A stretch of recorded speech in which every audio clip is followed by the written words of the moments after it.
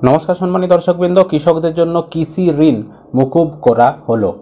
তো এই কৃষি ঋণ কিন্তু সব কৃষকদের মুকুব করা হয়নি। কোন কোন কৃষকদের, কোন কোন রাজ্যের কৃষকদের মুকুব করা হয়েছে সেটা আজকের ভিডিওতে আলোচনা করব। তার আগে ছোট্ট একটি অনুরোধ, চ্যানেলে নতুন হলে চ্যানেলটি সাবস্ক্রাইব করতে ভুলবেন না। যারা ফেসবুক থেকে ভিডিওটি দেখছেন অবশ্যই পেজটি ফলো করে রাখবেন। আরেকটা বিষয়, ভিডিওটা অবশ্যই শেষ পর্যন্ত দেখবেন, কারণ এই ভিডিওটা শুধুমাত্র আপনাদের জন্য বা আমাদের পশ্চিমবঙ্গের কৃষকদের জন্যই বানানো হচ্ছে।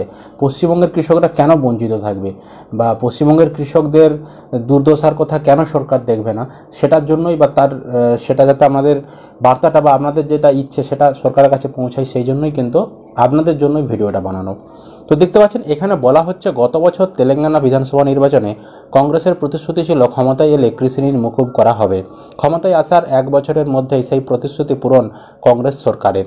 শুক্রবার তেলেঙ্গানার মুখ্যমন্ত্রী রেবন্ত রেড্ডি ঘোষণা করেন, রাজ্যের কৃষকদের 2 লক্ষ টাকা পর্যন্ত কৃষি ঋণ মুকুব করা হবে। অবশেষে সেই প্রতিশ্রুতি পূরণ হওয়ায় খুশি সেখানকার কৃষকরা। শুক্রবার তেলেঙ্গানার মন্ত্রিসভার বৈঠকের পর মুখ্যমন্ত্রী রেবন্ত রেড্ডি বলেন, মন্ত্রিসভার বৈঠকে সিদ্ধান্ত নেওয়া হয়েছে 2 লক্ষ টাকা পর্যন্ত কৃষকদের কৃষি ঋণ মুকুব করা হবে।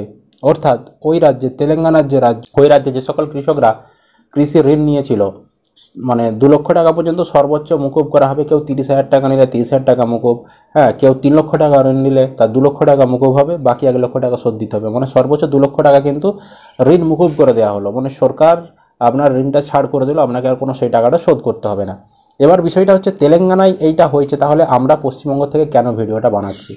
তার কারণ হচ্ছে, আমাদের পশ্চিমবঙ্গের কৃষকরাও তো ঋণ নিয়েছে, পশ্চিমবঙ্গের কৃষকদেরও তো ক্ষতি হয়। তাদেরও তো যখন বর্ষা হয় না বা অতিরিক্ত বৃষ্টি হয়, বন্যা হয়, খরা হয়, তখন তো কৃষকদের ক্ষতি হয়। কৃষকদের এই ঋণ শোধ করতে অনেক পরিশ্রম করতে হয় বা অনেক সমস্যার সম্মুখীন করতে হয়। তাহলে আমাদের পশ্চিমবঙ্গ সরকারও তো পারে যে কৃষকদের ঋণ মুকুব করতে, তাই না? এই কারণেই আমরা ভিডিওটা বানাচ্ছি, যাতে সরকারের কাছে এই বার্তাটা পৌঁছায় বা আপনারাও সরকারের কাছে বার্তাটা পৌঁছাতে পারেন যে পশ্চিমবঙ্গের কৃষক হিসাবে আপনাদেরও যাতে ঋণ কিছু হলেও মুকুব করে আপনাদের যে সমস্যাটা হচ্ছে সেই সমস্যা থেকে আপনাদেরকে সরকার মুক্তি দেয়। এটাই ছিল ভিডিও বানানোর মূল উদ্দেশ্য। সরকারের বিরোধিতা নয়, সরকারের কাছে বার্তাটা পৌঁছে দেওয়াই আমাদের মূল উদ্দেশ্য। আমরা সরকারের নানান জনমুখী প্রকল্প নিয়ে ভিডিও বানিয়েছি। তো এই ভিডিওটা বানানোর মূল উদ্দেশ্য হলো সরকারের কাছে এই বার্তাটা পৌঁছে দেওয়া, যাতে সরকার এই বিষয়ে ভাবে। আশা করি আপনারা ভিডিওটা বুঝতে পেরেছেন। আমাদের কি মন্তব্য অবশ্যই ভিডিওর কমেন্ট সেকশনে কমেন্ট করে জানাবেন।